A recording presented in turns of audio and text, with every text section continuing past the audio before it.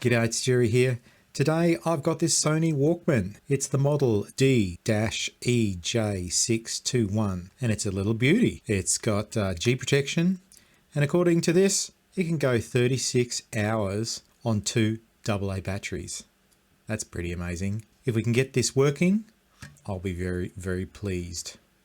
I bought this off eBay for $15. It was sold as not working, doesn't power on. I'll be attempting to fix it, and regardless of whether I do or I don't, I'll be pulling it apart and having a look on the inside. I don't know why I have a soft spot for these portable CD players. They're sort of digital, but they're also mechanical as well, sort of bridging the gap between that cassette era and the MP3 player era. There's just something I like about them. I always try and get a good brand, such as Sony or Philips. I don't pay too much money, so I don't go crying if I can't fix it. I've made a couple of videos to do with repairing these type of players. I'll put the links above and down in the description if you're interested in that. If this sort of thing interests you, think about subscribing to my channel, giving me a thumbs up, all that sort of stuff, and I'll make more of them. All right, let's get into it.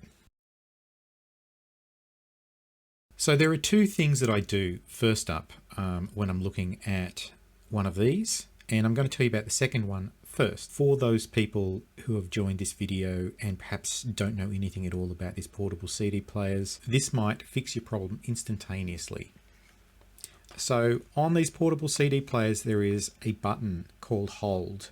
And what that does is it disables all of the other momentary buttons from doing anything. This is so you could put it in your pocket and you wouldn't have to worry about accidentally triggering one of the buttons. Now, different models behave differently when the hold button is enabled. Some of them, if you press play, it will wake up and just show you that it's in hold mode and it's not going to do anything. Others wake up when you insert a CD and close the lid, and some of them don't do anything. So it looks as though it's broken. So for you guys, the very first thing you should do is make sure that the hold button is not enabled. Give it a few clicks back and forwards just in case the button is broken or it's crusty, and perhaps that might fix your problem instantaneously. After having explained how the hold button works, the first thing I actually would do in this situation would be to look at the battery contacts and clean them, regardless of how good they look. Ooh, and these don't look great. It doesn't take a lot of tarnishing or oxidization of the terminals to prevent this thing from working. And even though it looks okay, that might be the problem. It's just not able to get any juice from the batteries. Now this looks as though it has suffered some battery corrosion. And it looks to me as though somebody's had a bit of a go at cleaning them. So you'll notice that there is greenish tinges on here, which is the corrosion coming from a leaking battery. So we must get rid of all of that if possible, because that corrosion is actually activated by moisture and even moisture in the air.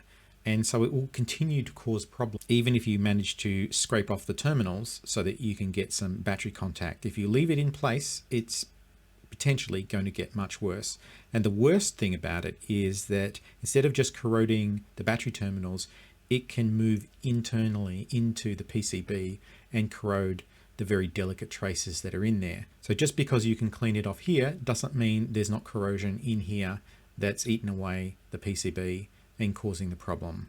Now, most batteries that would be used in here would be alkaline types of batteries, and they'll be putting out a chemical which is alkaline. So what we need to do is to apply some acid-based liquid onto here to neutralize it. So we're talking about vinegar or lemon juice or citric acid, which I think is just concentrated lemon juice. All of those things you can find in a supermarket. So let me get some vinegar and we will just give this a quick going over. Usually just applying vinegar is not enough. You're still going to have to scrape it off. And if it's really bad, potentially use something like an emery board or some fine grit sandpaper to get it perfect. Now, since I have not actually used this, I haven't tested it, I don't know whether it actually works or not. So I'll just put some batteries in it and we'll just make sure that it isn't working. So here's the hold button. So hold is off. Press play. Nothing. Now, if you have the AC adapter, now would be a good time to use it. Just to see. I've got a bench power supply, but I need it to work off batteries. So let's just concentrate on that first. Okay, I found some vinegar. So that's brown vinegar. That's all we had in the house. So like I said, looks like somebody has already had a bit of a go at this. I don't know if it's going to do much in the way of reacting, but normally it does fizz up a little bit as the acid reacts with the alkalinity. Doesn't seem to be doing any fizzing or anything like that. Oh, it is a bit dirty.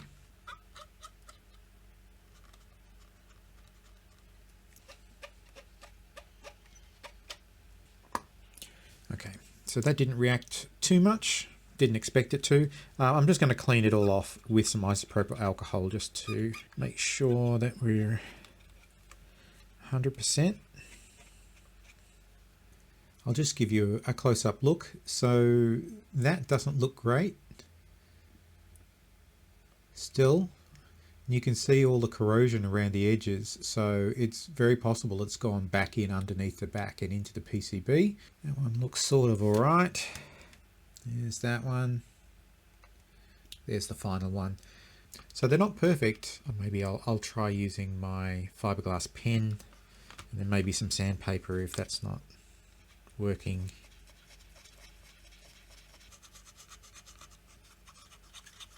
I'm still not completely happy with this one over here. I might get some sandpaper onto it.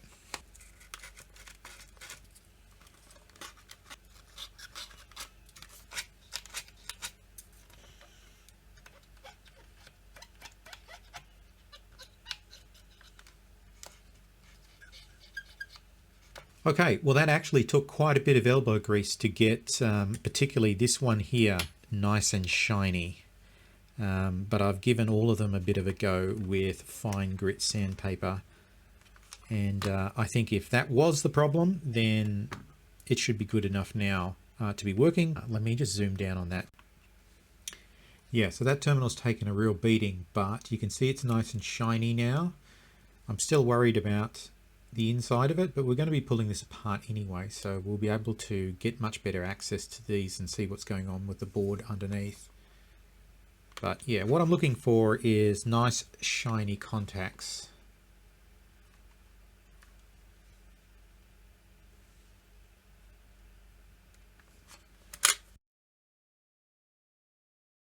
So I'm pretty confident that if that was the problem, that it should be resolved now. So let's put these batteries back in and see whether or not it starts.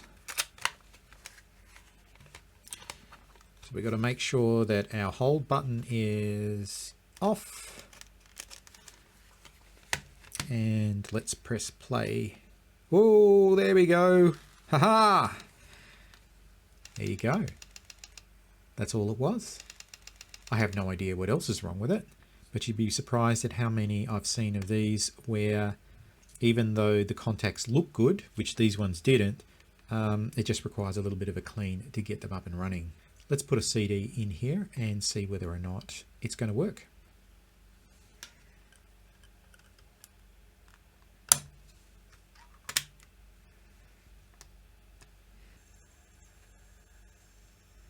That looks good. Let's plug it into an amplifier.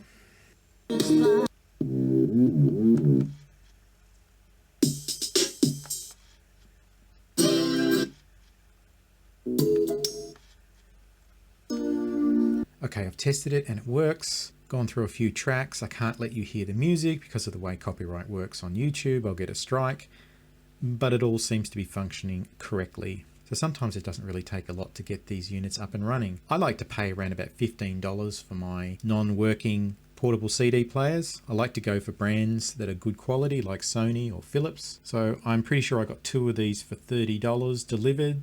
So $15, a little bit of cleanup, and potentially this is $50 upwards if you wanted to resell it. Okay, let's move on to the next section where I'm going to give this a service, and I'm also going to pull it apart. We'll have a look to see whether or not any of that corrosion from the battery compartment has got inside. I'll point out a whole bunch of faults as I go along that might be happening with yours. They're not all going to be as simple as what I've just done here. So as I said previously, I have made a video about common problems and easy fixes for these portable CD players. You can watch that video if you like. I'll just point out a couple of things that can go wrong or commonly do go wrong, which I may have mentioned in that or may not. It's hard for me to remember now. Obviously we've been over the whole button. So if it's not recognizing CDs, you do want to clean the laser. So just a matter of putting some isopropyl alcohol on this little bubble down here, which is the lens. And you generally want to give it a good clean while you're at it. Another thing that can go wrong is if this little puck here, which holds the CD, is pushed down, perhaps it's become loose, somebody's pushed down very hard on it. If this rubs against the plastic, it will prevent it from reading CDs. Even the slightest amount of extra friction will cause this unit not to read CDs. It's only got just enough power to spin the CD and run the laser, so it's not very powerful. So you want to make sure that your CD is not rubbing against anything when it's in place, and you can normally hear that. That's perfectly fine. Now if you have that problem, what you have to do is you have to try and raise it up a little bit. This is the point where you really want to take it apart. All right, so we know the auxiliary out works. I just want to test the headphone jack. So I've got a pair of headphones here, and I'm just going to press play. Okay, so I've only got mono coming out of the stereo jack. So probably it's a little bit dirty. After so long, these parts get oxidized. So normally I pull these apart and access all of these things. If you don't want to do that, you can simply plug it in and out, trying to dislodge any of the oxidization that might be on there. I like to use contact cleaner and just spray a little bit into there. So this is a chemical which actually helps to break down oxidization, and it still requires you to do the mechanical part as well. So you can use isopropyl alcohol as well if you want. Let me just test that. Yep, that works. So now I've got stereo out of that. I might actually do that for the auxiliary out or the line out, even though that works. And this actually, it doesn't have a rotary switch on here for the volume. It's got push buttons, but if any of those buttons were failing, not working correctly, you can try and put a little bit of contact cleaner in underneath there for it. But I'm not going to do that because I am going to pull this apart and have a look inside and see how things are going on the inside. The next step, let's take it apart, and I'm going to give it a bit of a service, and I'll show you some of the mechanisms in here that can go wrong. Alrighty, so battery's out. Now it looks as though this unit has some very handy little arrows pointing to all of the screws that need to come out. So there's one there in the battery compartment, and I think the rest are here underneath the lid. Sometimes you need to remove the lid before you can get at the screws. I don't think that's the case here. I think we can get to all of the screws.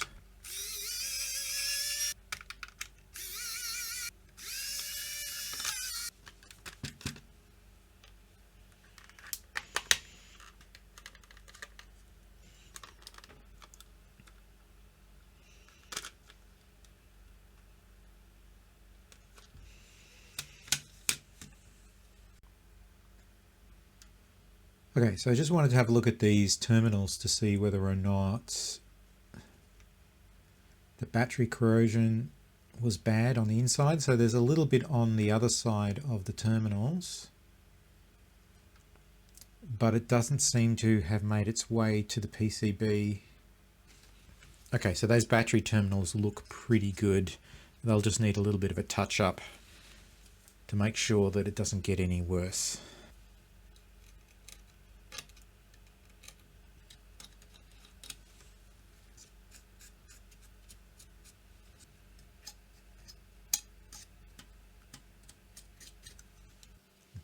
Let's pull this apart a bit further. It looks like this ribbon cable just pulls out.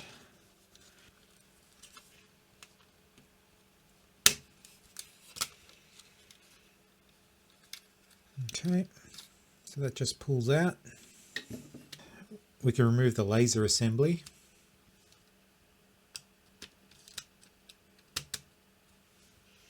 Just flip that up.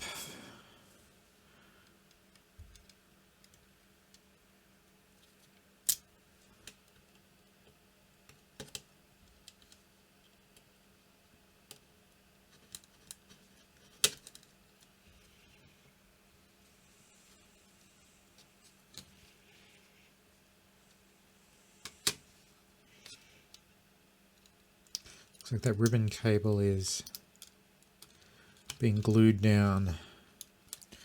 Ooh, that's stuck there quite significantly. I'm not sure that I want to actually remove that now. No, I don't. I'm not going to remove that because it's quite delicate. So I'll just peel that back. We'll try not to destroy it. What I really wanted to show you was the mechanism in here. So obviously this travels along this rail here, and we've got a screw, a worm gear. This is quite interesting because it's actually got all this plastic plate across here protecting the gearing in there, which is quite good. I don't really want to take it apart any further than this. That is a little pot that can adjust the laser voltage. Some people say that you can adjust that if it's not working, but I've never had any luck. If you do, you only want to tweak it a tiny little bit. So I could pull this apart and get into the gears and re-lubricate them. I want to be a bit careful now because this ribbon cable can't be removed off here. If I were to soak it with IPA or something, I might be able to get it off, but I'm just a bit worried about it being so old. Might just be a bit fragile. So what I might do is just give this a tiny little bit of lubrication. There's really nothing there. It's dry as a bone. It is working, obviously, so we know it doesn't need the lubrication, but since I'm here, well, actually I might take this screw out and we'll just have a bit of a look under there, get right at the gears. So gently, gently. So just remember that this cable goes in underneath that.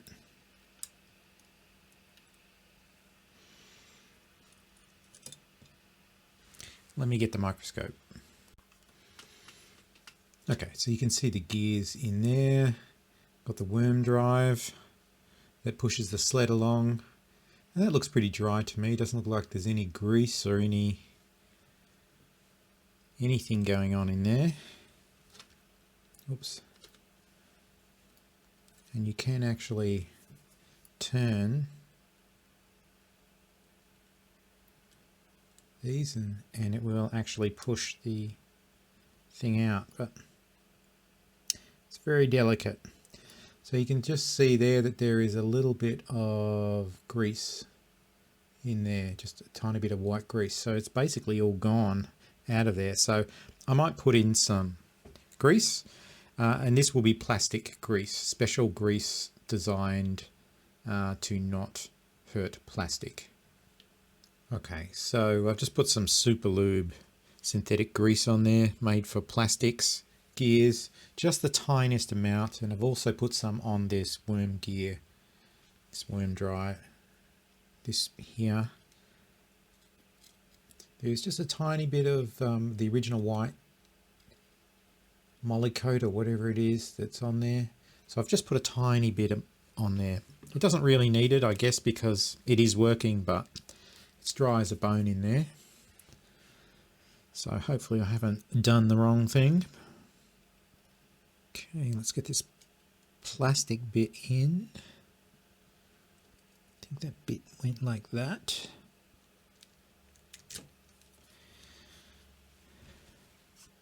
Yeah, quite a delicate little cover thing there, so I wouldn't take that off unless you're prepared to play with it. That looks good. These are the tiniest plugs that I've ever seen. And last but not least, we need the ribbon cable for the laser assembly. This is always tricky. Come on.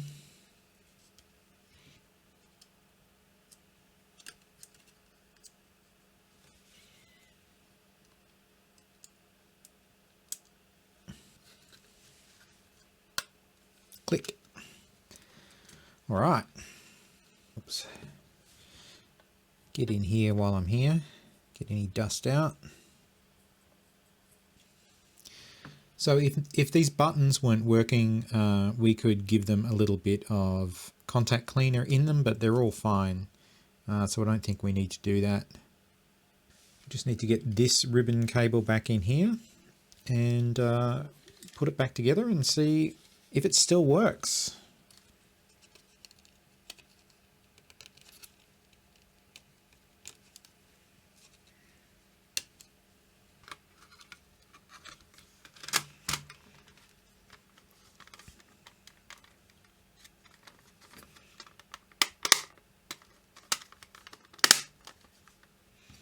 Okay, back together. Before I put the screws in, we'll just see if it still works.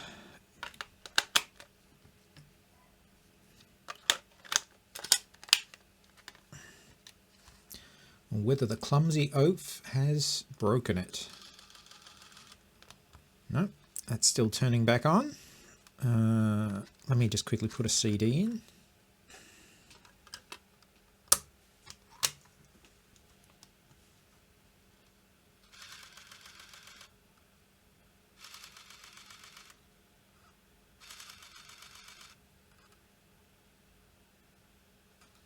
No! No disc. That's not good.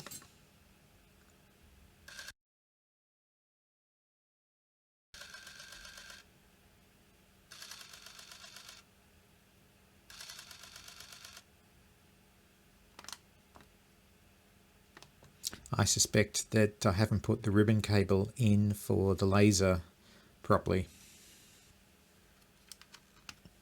Make it so that the lid appears to be shut, and then we will press play and see what it does.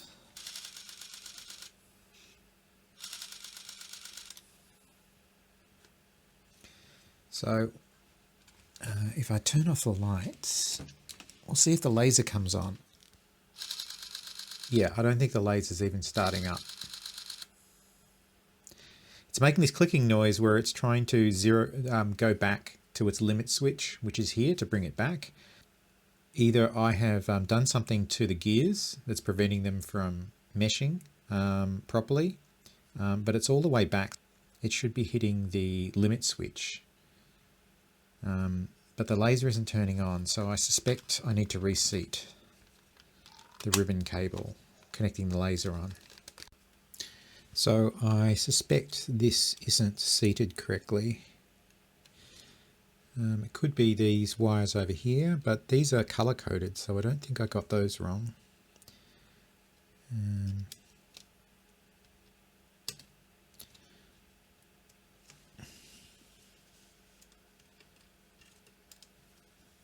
Okay, yep. So that really wasn't sitting down very well.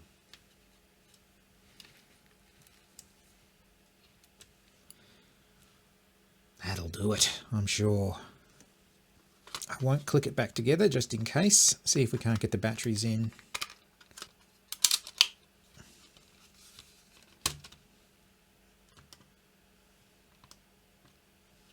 No, we need to click it back in place. I think there is a switch inside that detects whether or not it's put together. No, it's not looking good. Oh, I haven't got the disc in. Oops. Definitely won't find it if there's no disc.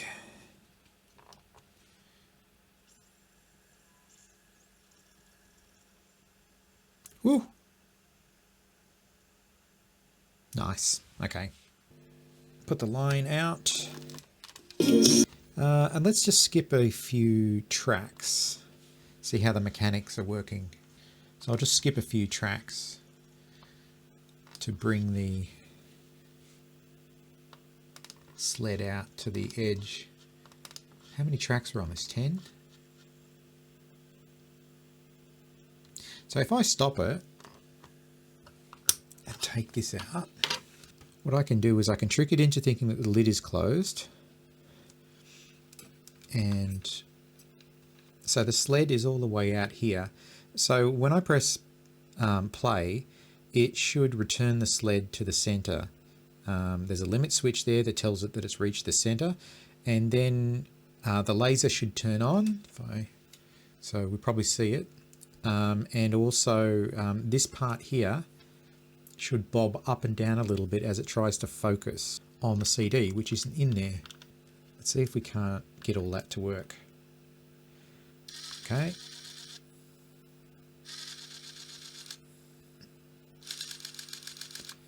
Yep, you can see it bobbing up and down trying to focus on the laser. And I can't tell whether you could see that the laser was on or off. It's a bit hard for me to tell until I look at the video. Anyway, so that's what it looks like when it's doing its normal thing. The sled returns to the center and the focus servo bobs the laser up and down trying to focus on the CD, and the laser should come on as well. So yeah, done.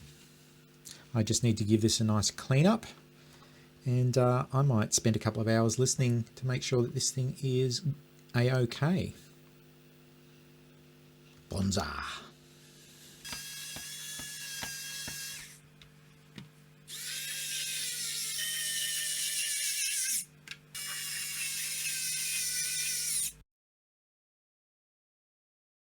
All right, well that's it. So this is now working. It wasn't a particularly exciting fix, but sometimes it just goes like that. I hope you found this video entertaining. At least I'll put a list to a portable CD player repair playlist above. You can check that out if you like, and I'll catch you on the next video. Ciao.